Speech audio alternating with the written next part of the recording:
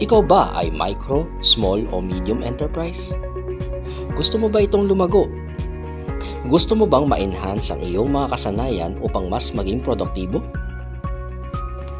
Matutulungan ka ng National Wages and Productivity Commission at ng Regional Tripartite Wages and Productivity Boards sa pamamagitan ng paggabay sa pagpapatupad ng productivity improvement programs. Pagbibigay ng konsultasyon at technical assistance sa aktual na implementasyon ng mga proyektong magpapabuti ng kalidad at produktibidad ng mga MSMEs at manggagawa. Pagsulong ng gain sharing scheme o productivity-based incentive scheme sa mga kumpanya at manggagawa. Ito ay magiging posible sa pamamagitan ng Productivity Toolbox. Ano nga ba ang nakapaloob sa Productivity Toolbox? Itinatampok ng Productivity Toolbox ang iba't ibang training programs at technical assistance upang pahusayin ang kakayahan at motibasyon ng mga establishmento na mag-adapt ng productivity technologies para sa tuloy-tuloy na pagpapabuti at pagpapaunlad ng negosyo. Ang Productivity Toolbox ay ladderized approach kung saan ang training programs na ibinibigay ay batay sa kakayahan ng mga establishmento na gamitin ang mga teknolohiya at mga bagay na magpapaayos ng sistema ng negosyo. Magkatuwang ang NWPC at RTWPB sa pagpapalawak ng kaalaman tungo sa productivity improvement. Ang first step ay orientation para malaman ang training or technical assistance na tutugon sa mga problemang kinakaharap ng negosyo tungkol sa produktibidad.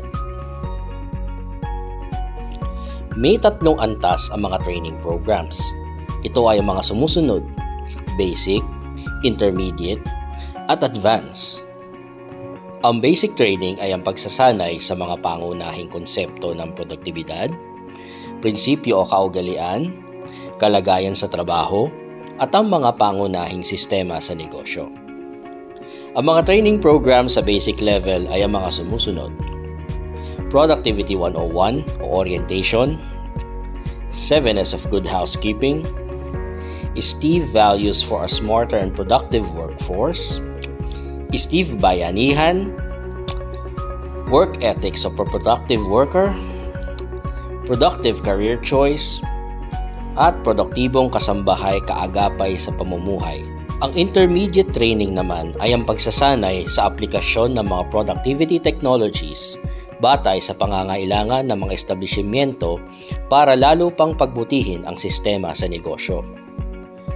Ang mga training programs sa intermediate level ay ang mga sumusunod: Steve Succeeding in Business, Retail and Visual Merchandising, Lean Management, Green Me, My Enterprise, Service Quality, Social Media Marketing, Marketing Productivity, Tips on Improving Productivity Through Brand Reputation, Effective Time Management, the Key to a Productive Work-Life Balance, Starting and Growing Your Online Business, Business Continuity and Resiliency Planning, at Improving Productivity Through Employee Engagement.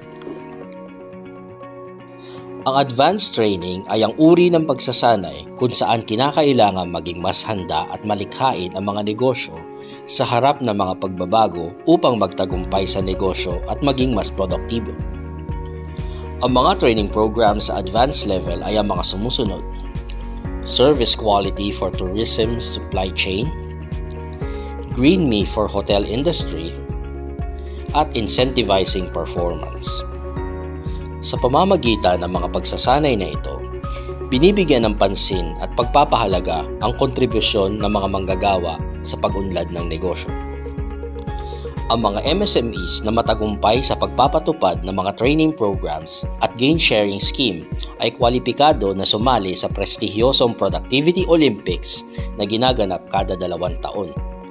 Ikaw ba ay interesado?